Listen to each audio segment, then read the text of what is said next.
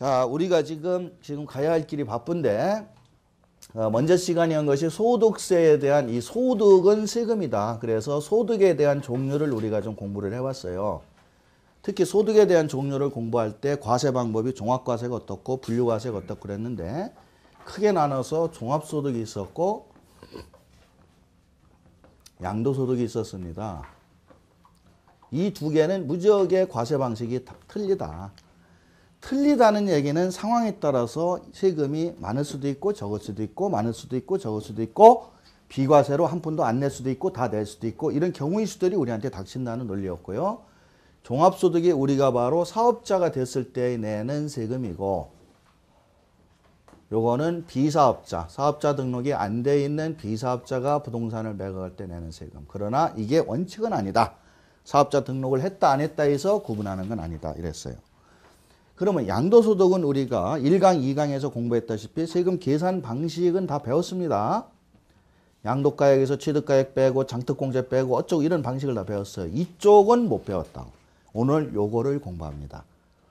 요거를 공부하면 숫자를 뽑는 작업을 하는 거예요. 지금까지는 이론적으로 부동산을 내가 파는데 집을 지어서 바로 팔면 사업소득으로 과세를 한다. 유권해석 있는 게 33개 알려줬었죠. 그런 경우의 수가 되면 세금이 얼마인지는 몰라도 세율이 사업소득으로 과세당하면 6에서 38%밖에 안 된다. 그런데 만약에 이걸 양도소득으로 당하면 1년 이내라면 집일 때 40%까지 세율을 먹는다.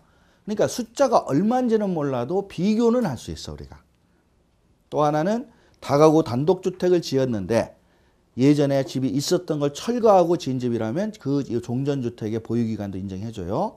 그러니까 지자마자 팔았는데 1주택이라 비과세가 된다. 되려면 양도가 돼야 된다. 이런 판단의 문제는 먼저 시간에 집중적으로 좀 본 거예요. 자, 실제로 계산해서 숫자를 뽑아봐야지 이제. 실제로. 그래서 숫자를 가지고 이제 비교할 때가 된 거예요. 이쪽은 우리가 공부했고 여러분들 공부했으니까 다 알잖아요. 문제만 주면 쫙쫙쫙 나오잖아. 이쪽은 계산이 쉬웠잖아요. 내가 저희가 문제가 뭐 얼마에 사서 얼마에 팔고 뭐 취득세 얼마 내고 그러면은 계산기 놓고 똑똑똑 계산기도 필요 없죠. 핸드폰으로 다 되니까. 한번 이거는 여러분들이 정답을 딱 낼 것 같습니다. 이쪽은 안 알려줬으니까 지금 알려드리려고. 그래서 오늘은 종합소득세 계산 방법입니다. 그것이 사업소득 신고 방법이라고 써는 6절이에요. 6절. 종합소득은 이자 배당 이런 게 있지만 우리가 중요한 거는 지금 사업소득이죠. 사업소득 중에서도 임대, 판매, 매매, 부동산과 관련된 건설업, 부동산 매매업 뭐 이런 것들이 이제 우린 중요한 거예요. 그래서 잠깐 얘기했지만 이런 사업소득세 계산 방식은 동네에서 장사하는 사람, 슈퍼마켓 하는 사람, 건설업 하는 사람 모든 대한민국의 모든 업종의 사업자가 세금을 내는 계산 방식이다 보니까 세법의 원칙으로는 이 사람이 1년 동안 1월 1일에서 12월 31일까지만 따져요. 사업소득은. 꽁치는 사람도 있겠죠. 1년 내내 아무 벌이도 못했으면 수익금액이 0이에요.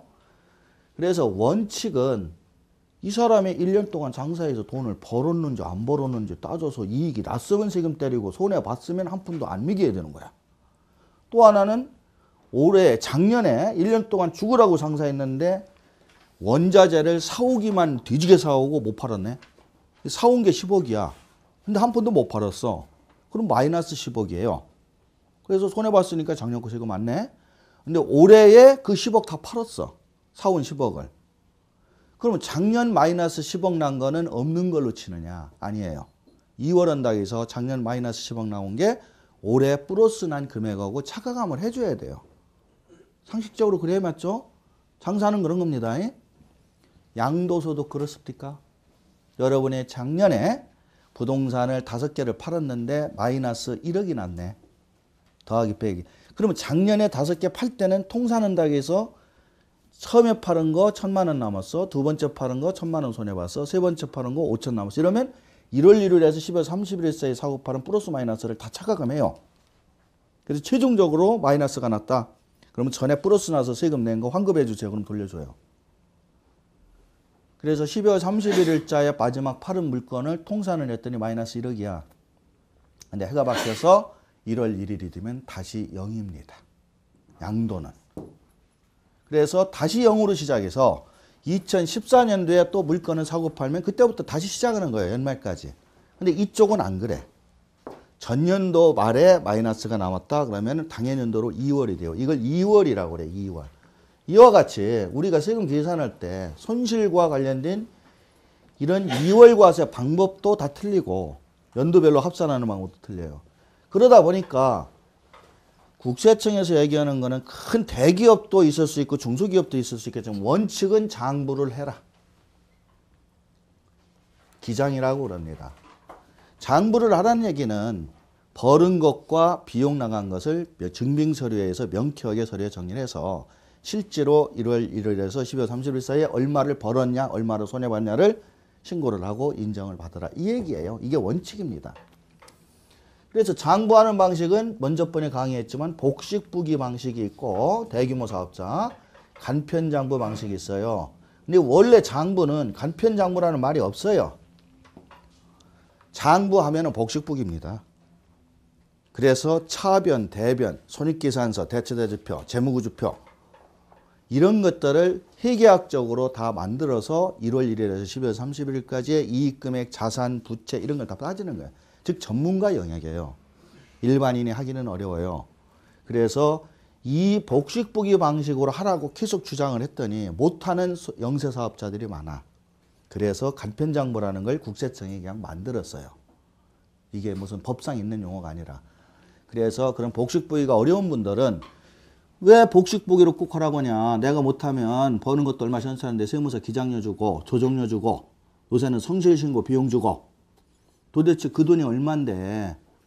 그래서 국세청이 그러면 중간 정도 되면은 간편장부를 내라. 간편장부는 현금 출납장 같은 거예요. 그냥 본인이 현금 출납장처럼 정리를 해서 세무사의 도움을 안 받고도 신고하면 인정해 주겠다 하는 규모를 하나 만들어서 이게 장부의 원칙이 지금 된 겁니다.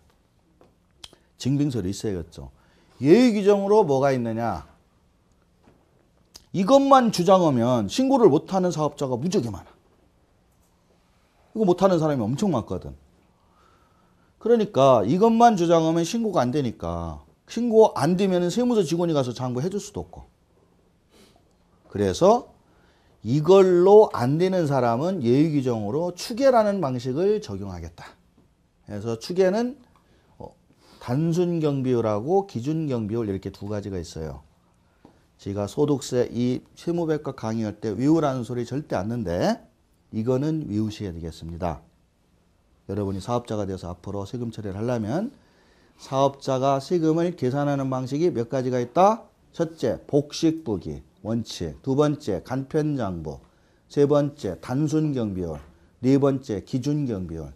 특히 단순경비율, 기준경비율이라는 용어가 상당히 생경해요. 귀에 잘 안 들어옵니다.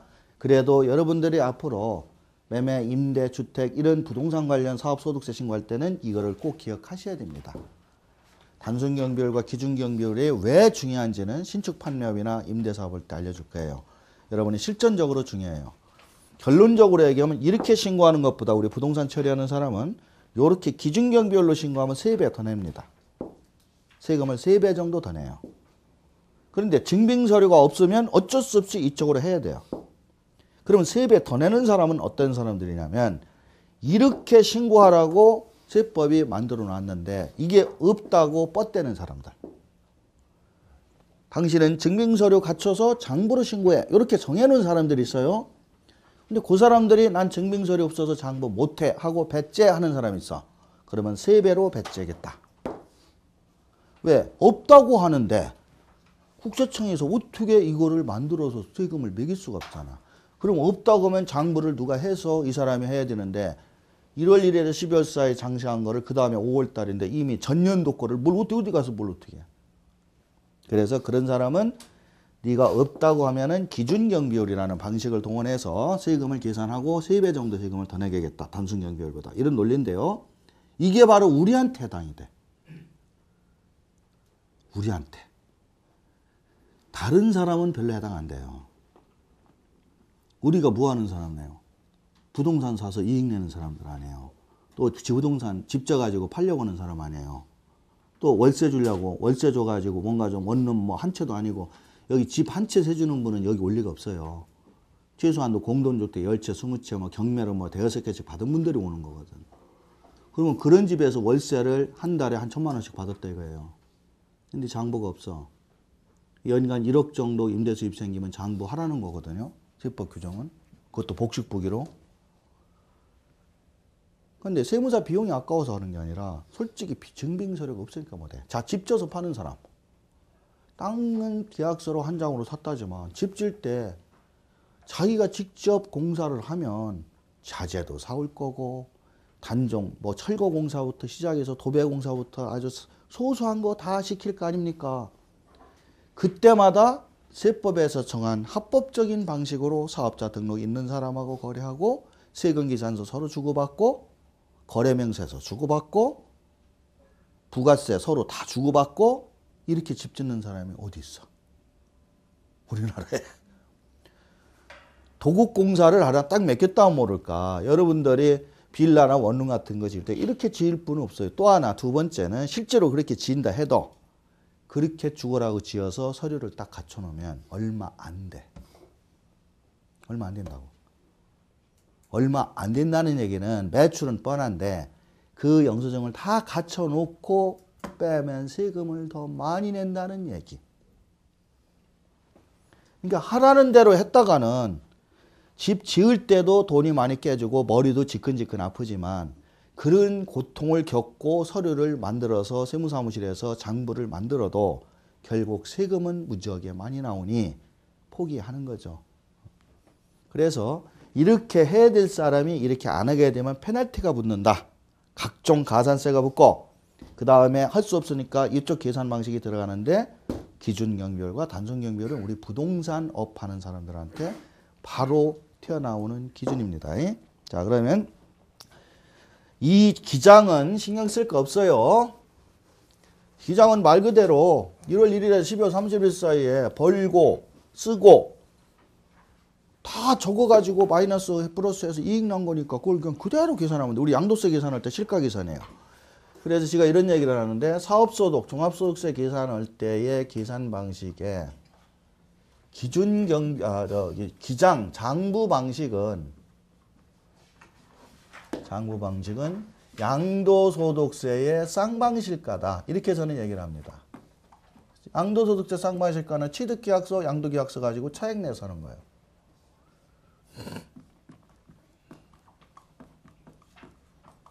그 다음에 추계라고 얘기하는 이런 방식은 양도소득세에서 얘기하는 일방실가다. 양도소득세 일방실가 계산 방식은 옛날에 취득한 금액을 모르겠다. 그러니 얼마로 결정할 거냐 해서 환산공식이라는 것을 통해서 옛날 취득원가를 어거지로 만들어 가지고 그걸 빼 가지고 세금을 내는 게 일방실가야. 그러니까 마찬가지예요.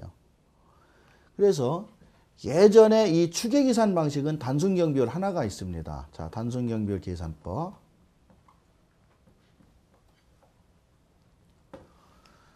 아주 쉬워요. 여러분 누구나 할 수 있어요. 진짜로 누구나 할 수 있어요. 거짓말 아닙니다. 믿으세요. 쭉 넘기시면 단순경비율 계산 방법이라고 소득세법 시행령 143조 3항이 나옵니다.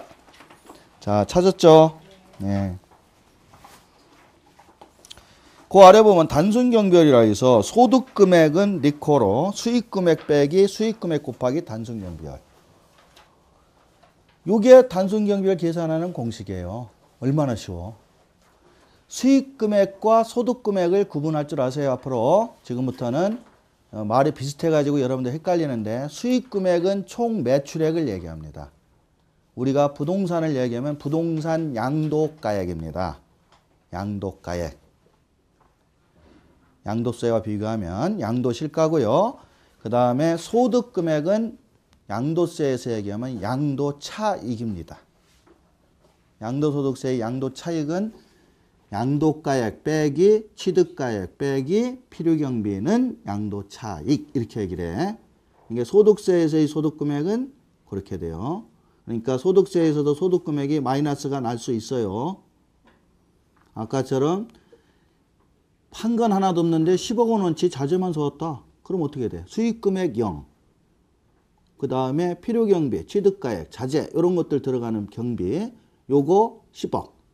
0에서 10억 빼니까 마이너스 10억.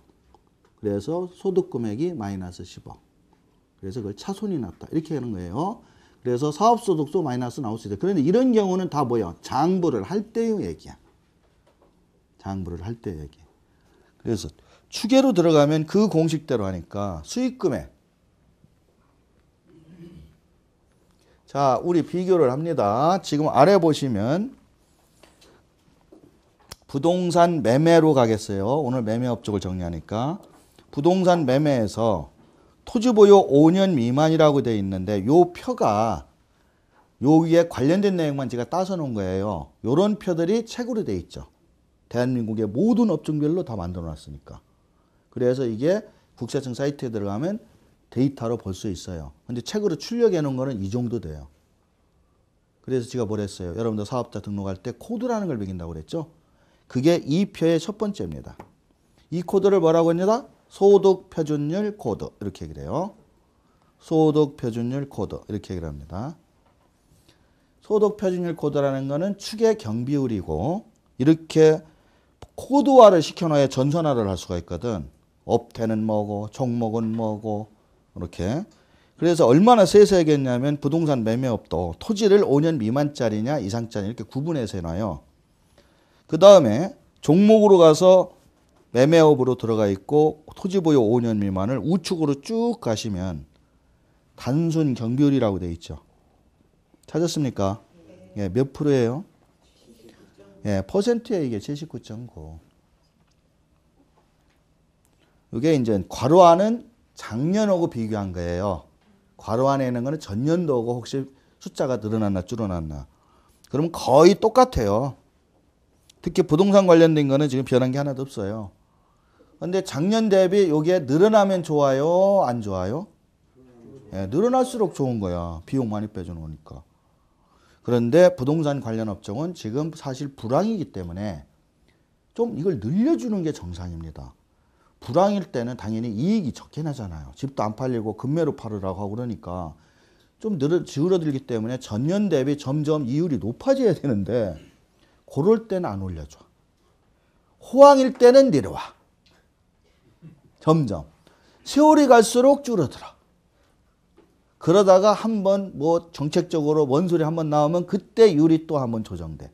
이게 1년에 한 번씩 바뀌거든. 한 번 나오면 헌법처럼 오래 가는 게 아니라. 자, 그러면 우리 거기 동그라미 쳐놓으세요. 79.9. 이게 표준소득률이라고 하는 거고 단순 경비율이라고 하는 거고 그러는 거예요. 이 비용이. 그러면 우리 부동산 매매를 하는데 1월 1일에서 12월 30일 사이에 서너 건을 팔았습니다. 총 합계금액 10억입니다. 여러분이 그거 모를 리 없잖아. 자기 집, 자기 부동산 자기가 팔았는데 내가 2013년 1년 동안 얼마치 팔았다. 그거 모르는 사람이 어디 있어? 근데 취득가액이 있어요. 본인들이 부동산이니까.